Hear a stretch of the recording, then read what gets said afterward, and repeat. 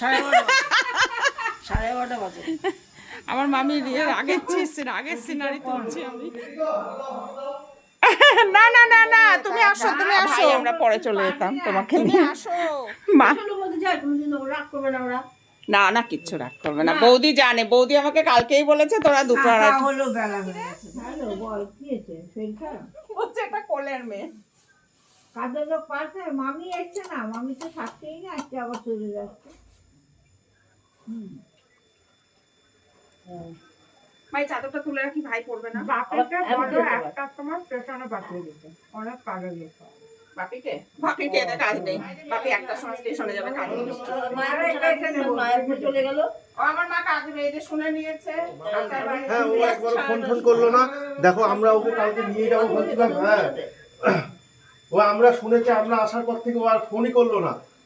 আমরা কালকে ওই জন্য কালকে আমরা ভাবলাম তোমাকে নিয়ে যাবো, আমি তো ছিলাম না দেবগ্রামে, না হলে আমি আগের দিনই ফোন করতাম। আমি দিদিকে দায়িত্ব দিলাম যে একবার বাবা আবার কবে আসবে আমার ভাই। চলো। নমস্কার, তোমরা কে কেমন আছো? আমার আরেকটি চ্যানেলে তোমাদের সকলকে ওয়েলকাম জানিয়ে এখন থেকে তোমাদের সাথে নিয়ে আমার ভিডিওটা শুরু করছি।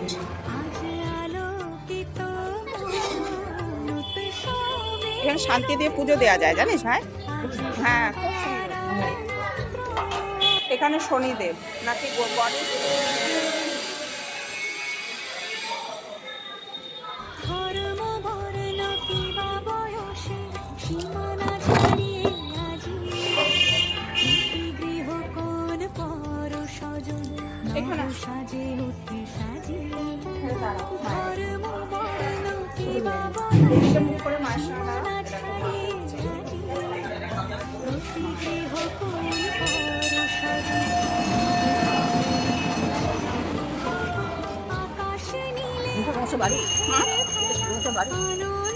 সব কিছু কমপ্লিট করে আমরা সোজা চলে গেছি বৌদির বাড়ি। আর যাওয়ার সময় এত সব মা কান্নাকাটি করছিল যে ফটো আর তোলাই হয়নি, মায়ের জন্য মনটা এতটাই খারাপ হয়ে গেছিলো। আর একটু তাড়াহুড়ো করেও বেরোতে হয়েছে আমাদের, এখানে প্রায় 1টা পার হয়ে গেছিলো। আর আমাদের ট্রেন ছিল কত 1:40-এ, কিন্তু যদিও আমরা ওই ট্রেনটা ধরিনি, পরের ট্রেনই আমরা ধরেছিলাম।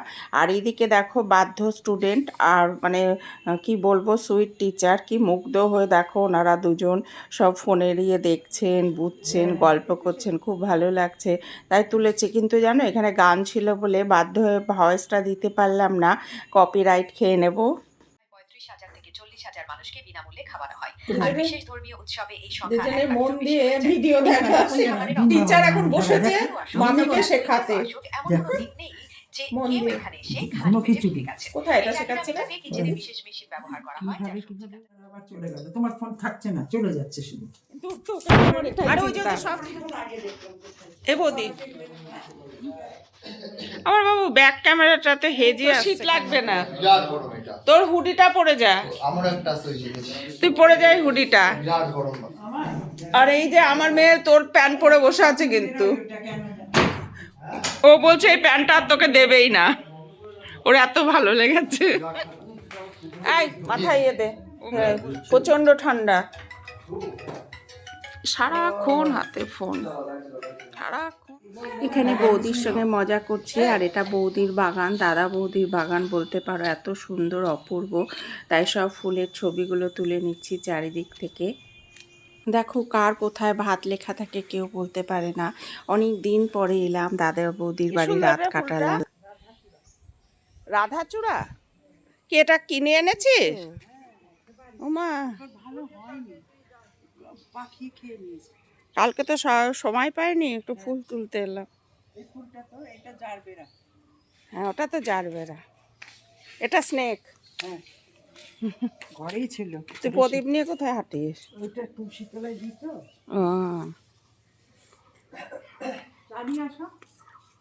হ্যাঁ এখানে তো চাটা বসে সুন্দর খাওয়া যায়। ও বৌদি কাঁঠালগুলো কি পচা রে? এই যে বৌদির বাড়ি খুব ভালো লাগে জানো তো, খুব আপন তো বৌদি আমাদের, খুবই ভালো লাগে। আর এই যে আমার মেজো মামি, বললাম এখানে চাটা খেয়ে নাও। আমাদের ঘুটুর বেশ বাইকটা ভালোই হয়েছে বলতে। হ্যাঁ কি গরম, দুটোই বানাবো। হ্যাঁ। আমি বিস্কুট নাও নাই, উহ, গরম পিঠে দিয়ে খাও। হ্যাঁ, হ্যাঁ গরম পিঠে দিয়ে আমিও খাবো। তুই খাও তাহলে। আমার দাদার ছেলেটা খুব মিষ্টি জানো তো, ওর পেছনে অল টাইম লাগি, খুব সরল সোজা, আজকালকার দিনে এত সরল সোজা। আর এদিকে চা বসিয়েছি। দেখ ঘুম থেকে উঠতে পারলাম না। চা দাও, চা দাও। তোর মাথাটা লাগবে। এই এদিকে আয়, আটটু দেবো, দেখতে হবে, একটু চা লাগবে। সকাল থেকে অনেকবার চা হয়েছে, বৌদি সব করেছে, আর বৌদি চলে গেল বড় মাছটা কাটতে। তাই আমি বলে দিলাম, আর এত বেলায় ওরা উঠলো তো দুজন, তাই আমি বললাম চাটা আমি করে দিচ্ছি। আর এদিকে চলো দেখি বৌদি কি বড় মাছ কাটছে, দেখে আসি।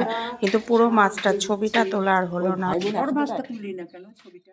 মামি, মেজো মামি আর বৌদি টুকটাক গল্প করছে, আর আমি আপন মনে ফটো তুলছিলাম।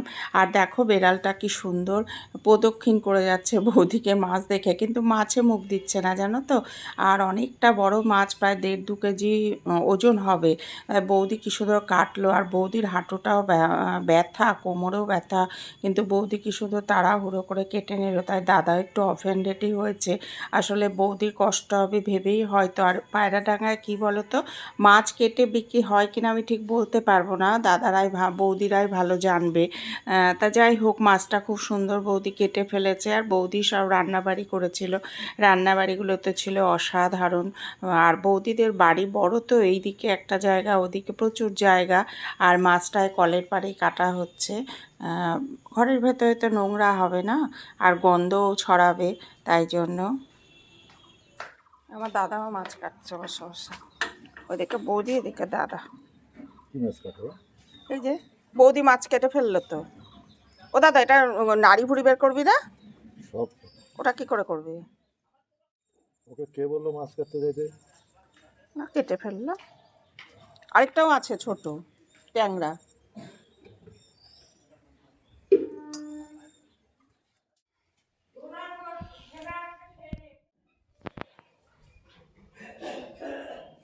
বাবু দেখে যা মামির ঠাকুর ঘর কি সুন্দর। মামির আবার গোপাল সায়ন দেয়া, ঘট বসানোটা কি সুন্দর দেয়। মামি খুব হাঁপিয়ে গেলাম, কোন দিক দিয়ে ঢুকবো বুঝি না। এই ঘুটু, হাঁপিয়ে গেলাম, এত বড় বাড়িতে উঠতে হাঁপিয়ে গেলাম। এত বড় বাড়ি করেছে, দোতলাটা বিরাট বড় সড়ো খোলামেলা, কি অপূর্ব। এটা রান্নাঘর, পাশে বাথরুম, আরেকটা রুমে গিটার শেখায়, এটা পড়াশোনা বোধহয় করায় এমনি স্টুডেন্টরা। আর আমার দাদার ছেলেও তো গিটারিস্ট, বিরাট বড় গিটারিস্ট, গিটারের মাস্টার। ভাই রে, চাটা দারুণ হয়েছে কিনা বল। তুই তো ঠান্ডা চা খাচ্ছিস। না না না, আমি একটু মুখটা ধুয়ে আসলাম। ঠান্ডা চা খাচ্ছি হচ্ছে কিন্তু এদিকে না। ব্লক এত এত ইয়ে না, গিয়েই আমাকে বলবে মাথা টেপো। ব্যাগটা নামাও, ব্যাগটা নামাও। থাকবে দেখেছিস, ও মানে বদমাইশের তাড়ি একদম।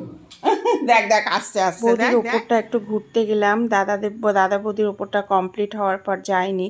আর যাওয়ার সঙ্গে সঙ্গে ওরা যেই ঘরে রাতে শুয়েছিল দেখতে গেলাম, লন্ডভন্ড ঘর, সাথে আমাকে দেখে আমার কোলে মাথা দিয়ে শুয়ে পড়লো, মানে ওর মাথা টিপে দিতে হবে আমাদের এই মহারাজ, মানে আমাদের প্রিন্স। না না না না না, আপনি আমাদের আটটাটা তুলে দিচ্ছি। খাইয়ে দেখেন ওকে যে খাওয়াতে লাগে। ভাইয়ের ডিসপেন্সারে পেশেন্টরা সব ফোন করেই যাচ্ছে, আর ভাই রিসিভ করেই যাচ্ছে। আর এইদিকে আমার দাদার ছেলের পেছনে লাগলাম একটু, আর ওই মাথা টিপে দিতে হবে, যেমনি আবদার, পিসির কাছে তো ভাইপো, তার তো আবদার থাকতেই পারে। আর এইদিকে বৌদির ওপরের ব্যালকনিটা এত সুন্দর, সামনের পুরো ভিউটা দেখা যাচ্ছে, আর অপূর্ব। বাড়ি ঘরগুলো খুব সুন্দর, কিন্তু বৌদিরা ওপরে থাকে না। হ্যাঁ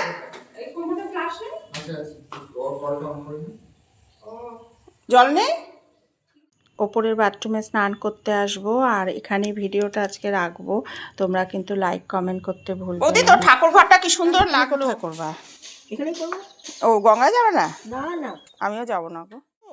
টাটকা ধনেপাতা তো কি অপূর্ব গন্ধ, তাই ওই বৌদি রান্নাতে দেবে, তাই বৌদি একটু তুলে নিতে বললো, আর এক মুখ তুলে নিয়ে চলে গেছে, এত ভালো লাগছে তুলতে। গঙ্গায় স্নান করতে যাওয়ার কথা হলো, কিন্তু জানি না ওরা যাবে কি না, যদি যায় তো যাব। আজকে একটু গলাটাও ব্যথা ব্যথা, আসলে বিদায় ঠান্ডা তো, তাই জন্য। আর এই ভিডিওটা তোমরা দেখেই বুঝতে পারছো, সবার গায়ে যেহেতু সোয়েটার চাদর একটু আগের। আর এদিকে দাদার বাড়িতে কি সুন্দর সব বললাম ফুল না, তাই একটু একটু করে ভিডিও সংগ্রহ করছি আর তুলছি, খুব ভালো লাগছে। স্নানও হয়ে গেছে, এসেছি, আর গঙ্গায় যাওয়া হয়নি, তা দাদার সঙ্গেই বসে একটু আড্ডা মারছে এখানে। আর আমার মামি এখানে পেপার পড়ছে, ভাই বোনের নানা রকম গল্প হচ্ছে। অনেক দিন পরে দাদার সঙ্গে দেখা হলো। দাদার শরীরটা খুব খারাপ হয়ে গেছে, দাদা দুবার পড়ে গেছিল, আসলে অ্যাক্সিডেন্টই বলতে পারো। আর এইদিকে দেখো আমরা ট্রেনে আমরা সব চলে যাচ্ছি যার যার বাড়িতে। মামিদের গন্তব্য মানে শিলিগুড়ি, আমার মামার বাড়ি, সেখানে ফিরে যাচ্ছে। আর আমি বেলঘড়িয়ায় নেমে পড়বো। আর এইদিকে দেখো আমাদের সব ট্রেনে আড্ডা মজা পেছনে লাগা, যার যার জায়গায় আমরা চলে যাব। মামিরা চলে যাবে শিলিগুড়ি, আমি চলে যাব আমার জায়গায়। আর সত্যি মনটা খারাপ করছে, অনেক দিন পরে মামিকে কাছে পেলাম, সাথে দাদার বাড়িটাও উপরি পাওনা ঘুরে এলাম। আর এমনি করেই আমাদের গন্তব্য স্টেশনে চলে এলো, আমরা এখানে নেমে পড়বো। আর এই যে আমার ভাই। আর চলো তাহলে আজ আসি, ভালো থেকো তোমরা।